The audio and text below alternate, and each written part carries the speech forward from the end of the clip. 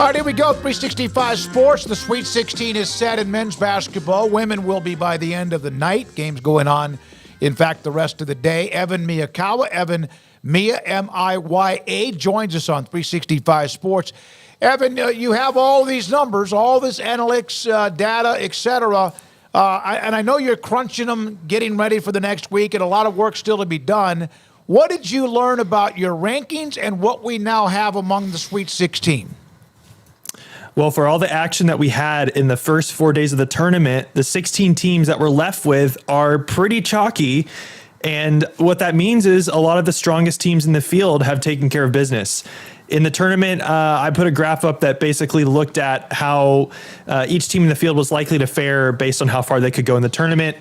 And I had a category of 9 teams that I labeled as title contenders, and 8 of those 9 teams comprise of half the Sweet 16 field. The only team in those 9 that's not in the field is Auburn, who lost their first game against Yale.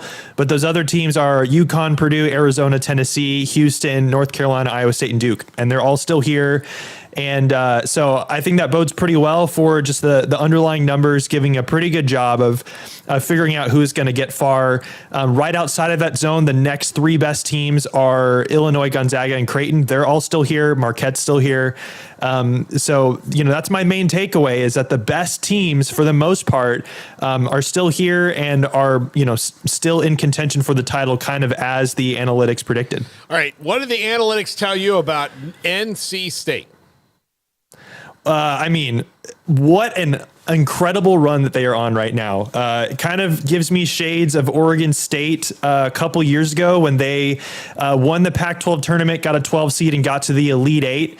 NC State has been similar. They were on a losing streak heading into the ACC tournament, won 5 games in 5 days, and now they're 2 more games further on a 7-game win streak in the Sweet 16, facing up against a Marquette team. They're really the only big surprise in the Sweet 16 at this point. They're the only double-digit seed left, and it's just been an incredible run. At some point, you have to wonder, if they're going to fall off a cliff, but, for whatever reason, Kevin Keatts has been playing well. They've been surprising everybody. Granted, they did have an easier second round matchup against Oakland, given that Oakland beat Kentucky. So it'll be a much tougher task against Marquette, in the next several days. But I'm very impressed by them.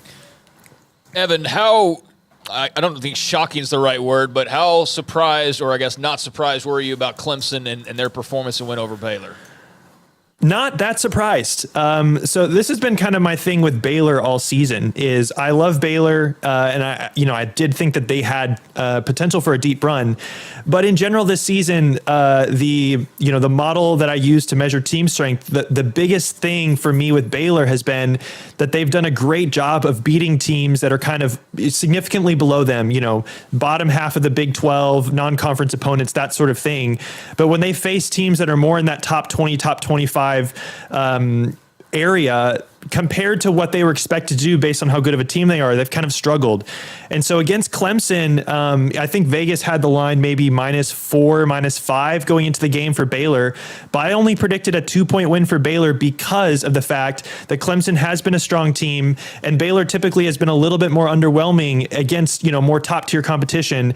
I think Clemson falls in that category, even though they weren't, a top 4 or 5 seed, but they've been really strong recently. And so I expected it to be pretty close. Turned out obviously that Clemson played much better than Baylor in that game, but not really that surprised to see Clemson winning. They did beat who they were supposed to beat. I think the only game that might have been like, whoa, was, I would think, Kansas State when they lost that game early in Manhattan, and then maybe at home to TCU. But other than that, most of the games they lost to were teams that were considered quad 1 or whatever. Their record in quad 1 was pretty good, but yeah, Michigan State beat them up. Duke beat them up. And of course, there were a handful of others.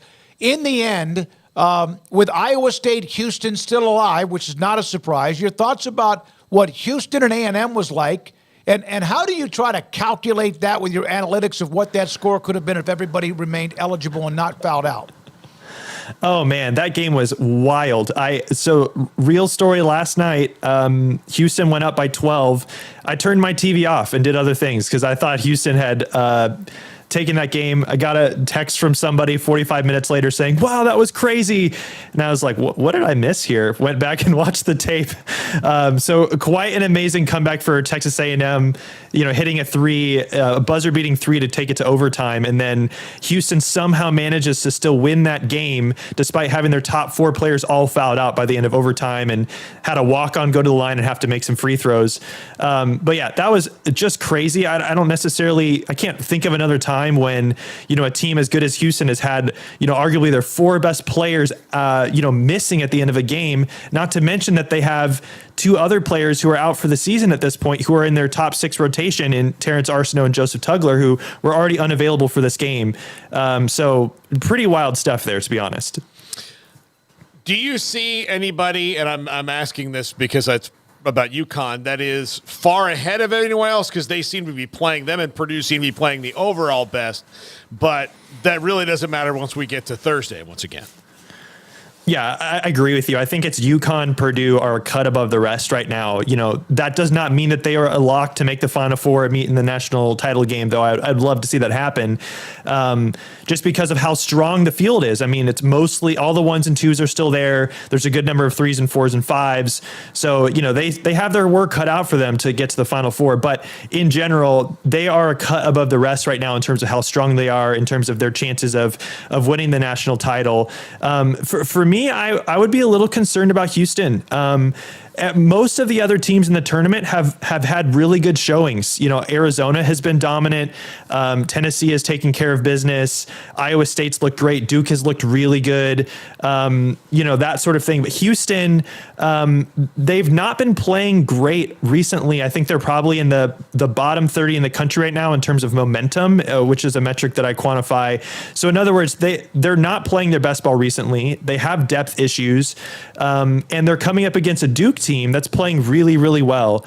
So I expect that to be a tough fight for them. If they want to get to a Final Four and potentially further, they're going to kind of need to take it up a notch from where they've been the last several weeks. Evan, what does the Iowa State future look like, the forecast on the Cyclones after getting through these first two rounds? Well, I think they've looked pretty strong, and certainly their defense right now ranks as the number one best defense in the country.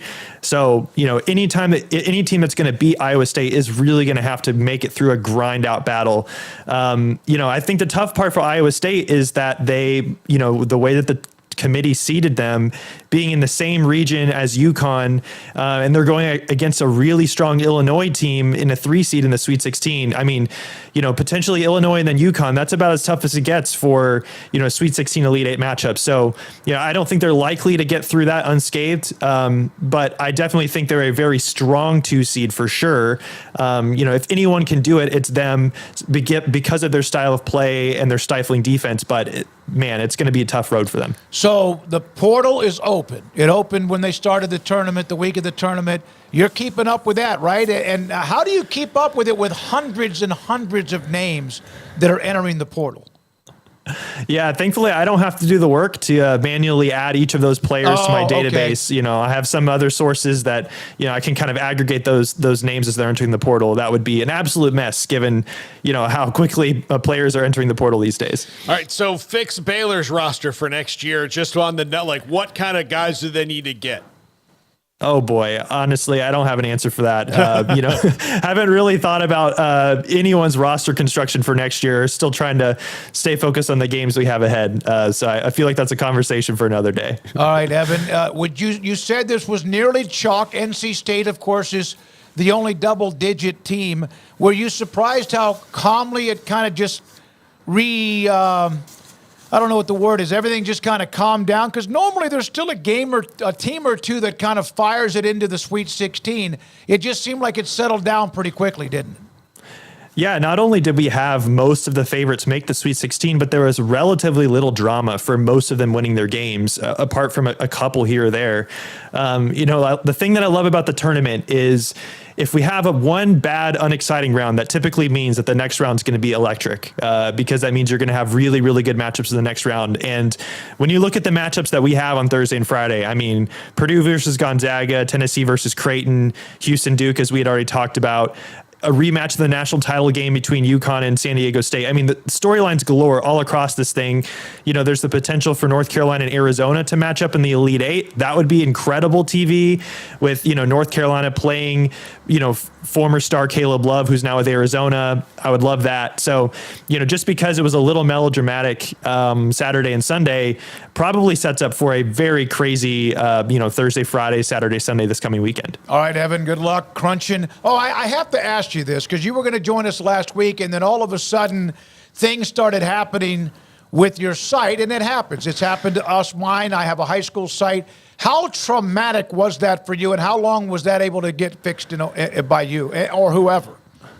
Well, it was a good problem to have. My website crashed because too many people wanted to use it. There you go. So, you know, I had been kind of trying to plan for that the week leading up to Selection Sunday. Thought I would have kind of an upgraded server in place. Couldn't quite get it done in time, and then it ended up kind of struggling there. So I was able to get, you know, a solution in place probably midday through Monday, and the rest of it's been smooth sailing. Thank the Lord. But you know, it's a good problem to have when your site's popular. So I'm not complaining about that. No, I tell you, I have a high school site, and back in the day when there wasn't so many options for scores, I would sit there and load that thing up late on Friday, and because of again, people wanting to get on there for information, it would crash. Like inevitably, like the first week of every high school season, no matter how much extra oomph I'd put in it. So I felt for you, man. Thanks for your time, Evan. Good luck the rest of the week. I appreciate it, guys. Thank you. Evan Miyakawa with us on 365 Sports. I remember just